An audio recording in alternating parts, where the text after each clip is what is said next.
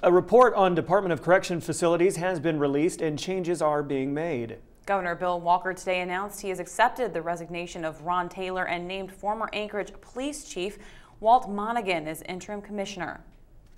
The system is broken in many ways and needs new leadership. This after the conclusion of an administrative review of the state DOC, which was made public today. It found outdated policies as well as cases of lax or informal consequences for alleged employee misconduct relating to solitary confinement and inmate deaths. Interim Commissioner Monaghan, who served as police chief for APD for 5 years, says the review will be a starting point to reform the DOC. I will take that as the first step and use it as a guide to what needs to be addressed. The review was prompted by several inmate deaths. It was conducted over 11 weeks by a special assistant to Walker, Dean Williams, and Joe Hanlon, a former FBI agent. It included visits to the state correctional facilities, interviews with superintendents and other DOC employees, reviews of inmate deaths, and correspondence with current and former inmates. The findings support outdated policies and procedures. Some of them have not been reviewed or updated since the 1980s. We've detailed certain deaths in the report that are compelling, that are going to be disturbing to some, especially the family members. But that's part of fixing something, is telling the truth.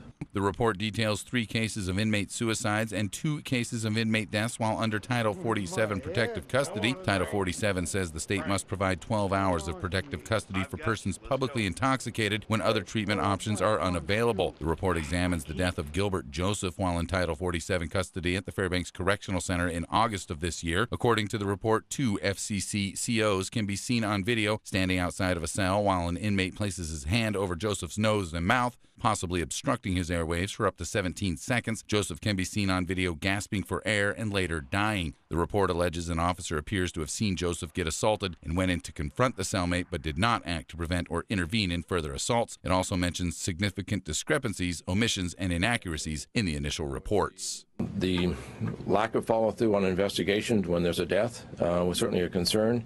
The ones that were looked into, as you'll see, were not done adequately, and further analysis was done as a result of the review. So it was very disturbing.